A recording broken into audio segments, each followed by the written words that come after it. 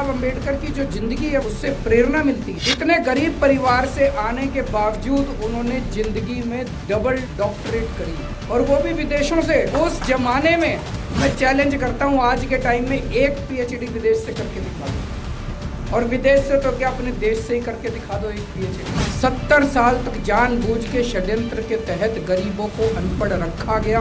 70 साल की भी नहीं, समस्या 3000 साल की है। 70 साल से स्कूल नहीं ठीक कर पाए, 70 साल से अस्पताल नहीं ठीक कर पाए, 70 साल से पानी बिजली नहीं ठीक कर पाए। लगता था यार बड़ा मुश्किल होता होगा। अब जब 5 साल में आके हमने कर दिया तो अब लगा कि यार इनकी तो नीयत ही खराब थी, हो तो सकता था। जानबूझ के सरकारी स्कूलों को खराब करा गया और प्राइवेट स्कूलों को बढ़ाते गए। गरीब का बेटा गरीब रह जाए, दलित का बच्चा दलित रह जाए और अमीरों के बच्चे अमीर बनते गए। पूरे समाज को उन्होंने एक ही बात कही, अगर अपने को समाज का उत्थान करना है तो उसकी चाबी एक ही है। अगर गरीब दबित कुचले तबके को बराबरी का अधिकार पूरे समाज के साथ देना है तो उसका एक ही तरीका है, वो है शिक्षा। उसकी एक ही चाबी है शिक्षा, और उसको हमने पकड़ लिया। हमारे अपने समाज में भी, दलित समाज में भी बहुत सारे प्रतिभाशाली बच्चे हैं। वो पिछड़ क्यों जाते हैं?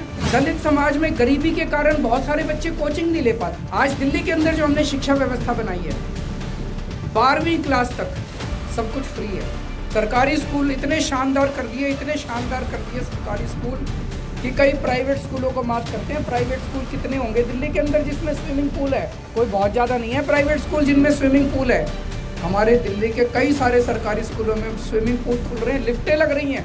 हमने बच्चों को कहा, बच्चे कोचिंग इंस्टीट्यूट में दाखिला तुम ले लो, पैसे हम दे देंगे। कोई भी कंपटीशन के एग्जाम है, आप कोई भी कंपटीशन के एग्जाम देना चाहते हो, दलित समाज के बच्चों के लिए स्कीम निकाली है, आप दो, आपके सारे कोचिंग का पैसा दिल्ली सरकार दे। पहली बार हुआ हमें सीवर की मशीनें लानी थी, हमने एक नई स्कीम निकाली थी।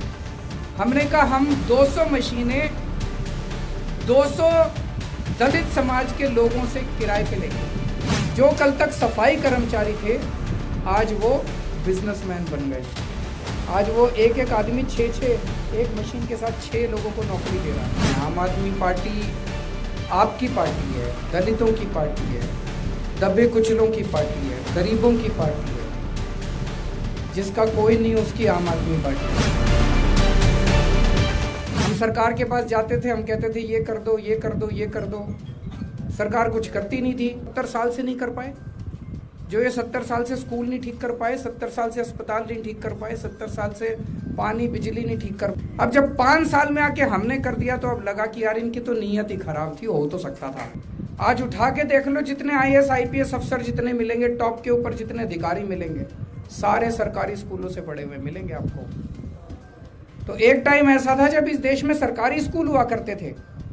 सारे नेता, सारे अफसर, सारे उद्योगपति सारे सरकारी स्कूलों से निकलते थे।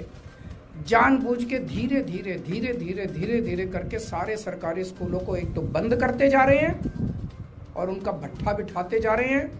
अब सरकारी स्कूलों में ना बिल्डिंग बची है, दूसरे राज्यों में जाके, दिल्ली में भी यही हाल था थोड़े दिन पहले था। जानबूझ के सरकारी स्कूलों को खराब करा गया और प्राइवेट स्कूलों को बढ़ाते गए ताकि एक तबका जो है, दलित तबका जो है, वो गरीब का गरीब रह जाए। अंग्रेजों के जमाने में बाबा साहब अम्बेडकर की जो जिंदगी है वो पूरी की पूरी जिंदगी एक तरह से इतना उससे प्रेरणा मिलती है। इतने गरीब परिवार से आते थे, इतने गरीब परिवार से आने के बावजूद उन्होंने जिंदगी में डबल डॉक्टरेट करी, 2 PhD करी, और वो भी विदेशों से, दोनों PhD। मैं चैलेंज करता हूं आज के टाइम में एक PhD विदेश से करके दिखा दो, और विदेश से तो क्या अपने देश से ही करके दिखा दो एक PhD। उस जमाने में उन्होंने 2 PhD इतने गरीब होते हुए स्कॉलरशिप ले लेके, बीच में एक बार तो लंदन से छोड़ के आनी पड़ी थी उनको, आधे बीच में जब पैसे की कमी हो गई थी उनको, फिर दोबारा गए जब पैसे का, स्कॉलरशिप वगैरह का जुगाड़ हो गया। तो 2 PhD उन्होंने करी और उन्होंने बार बार अपनी जिंदगी में एक ही बात कही, पूरे समाज को उन्होंने एक ही बात कही कि अगर अपने को बराबरी इनके साथ करनी है, बाकी समाज के साथ बराबरी करनी है, अगर अपने को समाज का उत्थान करना है तो उसकी चाबी एक ही है, शिक्षा। उसकी एक ही चाबी है शिक्षा, और उसको हमने पकड़ लिया।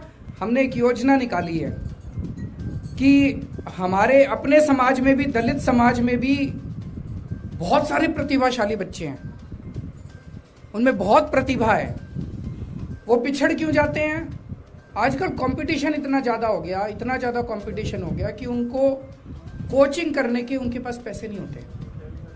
हर चीज़ की कोचिंग, मैं भी जब आईआईटी में गया था मैंने भी कोचिंग करी थी, दो इंस्टीट्यूट से मैंने कोचिंग करी थी। मैं कोचिंग नहीं करता तो शायद मेरा आईआईटी में नहीं होता। मेरे दोनों बच्चे आईआईटी में गए हैं, वो भी कोचिंग कर रहे हैं। दलित समाज में गरीबी के कारण बहुत सारे बच्चे कोचिंग नहीं ले पाते। आजकल 1.5-2 लाख रुपए लगते हैं कोचिंग के, कोई 10-20 हज़ार रुपए का भी मामला नहीं बचा, 1.5-2। तो हमने एक स्कीम निकाली है, हमने बच्चों को कहा बच्चे कोचिंग इंस्टीट्यूट में दाखिला तुम ले लो, पैसे हम दे देंगे। और चाहे देश का जितना भी बड़ा प्राइवेट कोचिंग इंस्टीट्यूट क्यों ना हो, कितना भी महंगा प्राइवेट कोचिंग इंस्टीट्यूट क्यों ना हो, और हर चीज के कंपटीशन के, चाहे बैंकिंग के हो, चाहे रेलवे के हो, चाहे आईएएस के हो, चाहे आईपीएस के हो, कोई भी कंपटीशन के एग्जाम है, आप कोई भी कंपटीशन के एग्जाम देना चाहते हो, दलित समाज के बच्चों के लिए स्कीम निकाली है। आप दो, आपके सारे कोचिंग का पैसा दिल्ली सरकार देगी। तो उसने बच्ची ने बताया जी मैं आईएएस की परीक्षा दे रही हूँ, और केवल इस वजह से दे पा रही हूँ, बहुत सिक्योरिटी गार्ड थे तो उनका घर भी बड़ा छोटा सा था, उनके पास साधन भी नहीं थे, इसलिए दे पा रही हूँ क्योंकि आपकी ये जय भीम योजना जो आई हुई है, इस योजना की वजह से मेरे हाथ में 2 पैसे आ गए और उस वजह से मैं कोचिंग दे, मुझे बड़ा अच्छा लगा। आज दिल्ली के अंदर जो हमने शिक्षा व्यवस्था बनाई है, 12वीं क्लास तक सब कुछ फ्री है। सरकारी स्कूल इतने शानदार कर दिए सरकारी स्कूल कि कई प्राइवेट स्कूलों को मात करते हैं। प्राइवेट स्कूल कितने होंगे दिल्ली के अंदर जिसमें स्विमिंग पूल है? कोई बहुत ज्यादा नहीं है प्राइवेट स्कूल जिनमें स्विमिंग पूल है। हमारे दिल्ली के कई सारे सरकारी स्कूलों में स्विमिंग पूल खुल रहे हैं, लिफ्टें लग रही हैं, 2री मंजिल पे 3री मंजिल पे जाने पे लिफ्टें लग रही हैं सरकारी स्कूलों में। ऑडिटोरियम बन रहे हैं, हॉकी टर्फ बन रहे हैं, बड़े बड़े स्टेज वो बन रहे हैं। इतनी व्यवस्थाएं जो है प्राइवेट स्कूलों में। तो 12वीं क्लास तक तो सारी शिक्षा फ्री। उसके बाद कंपटीशन के एग्जाम देने हो, कोचिंग इंस्टीट्यूट में एडमिशन ले लो, आपकी सारी कोचिंग फ्री। उसके बाद अगर आपको कहीं भी बीए करनी है, बीकॉम करनी है, लॉ करनी है, कोई भी आपको डिग्री लेनी है, किसी कॉलेज में दाखिला ले लो, 10 लाख रुपए तक का लोन आपको फ्री। आपको कोई सिक्योरिटी नहीं देनी, कोई गारंटी नहीं देनी, कुछ नहीं देनी, एक फॉर्म भरो, आपको 10 लाख रुपए तक जितने मर्जी पैसे आप मांग लो। तो आपकी पूरी की पूरी शिक्षा व्यवस्था को दिल्ली सरकार ने फ्री कर दिया। ये सपना मैं समझता हूँ बाबा साहब अम्बेडकर ने देखा था, जिसको कुचलने का काम पिछले 70 साल के अंदर हुआ और जिसको पूरा करने का काम हम लोग शुरू किया है। दिल्ली के अंदर जो सीवर की सफाई होती है, सीवर की सफाई की, तो हमारे पास एक तो ऑप्शन ये था कि टेंडर कर देते, टेंडर में 3-4 बड़ी बड़ी कंपनियां आ जाती, उन बड़ी बड़ी कंपनियों को टेंडर मिल जाते। अब दलित समाज के लोगों के पास कहाँ से आए मशीनें? तो हमने एक डिक्की करके एक संस्था है, उनसे संपर्क किया। उन्होंने दलित समाज के 200 लोगों को सफाई कर्मचारी की लिस्ट से निकाला और उन लोगों को उसने लोन दिया। लोन देके उनको हमने सीवर की मशीनें खरीदवाई, तो वो मालिक बन गए सीवर की मशीनों के, और वो सीवर की मशीनें सरकार ने किराए पे ले ली। वही सफाई कर्मचारी जो है वो 6 लोगों को नौकरी देने वाला बना, उसके प्रॉफिट उसके पास जा रहे हैं। और नहीं तो कोई बड़ी पूंजीपति आता, 200 मशीनें लेके आता और वो उसमें प्रॉफिट कमाता। तो एक तरफ शिक्षा भी दे रहे हैं और दूसरी तरफ रोजगार का भी एक बड़ा ये बिजनेस का भी इंतजाम करने की कोशिश कर रहे हैं। आम आदमी पार्टी आपकी पार्टी है, दलितों की पार्टी है, दबे कुचलों की पार्टी है, गरीबों की पार्टी है, जिसका कोई नहीं उसकी आम आदमी पार्टी है।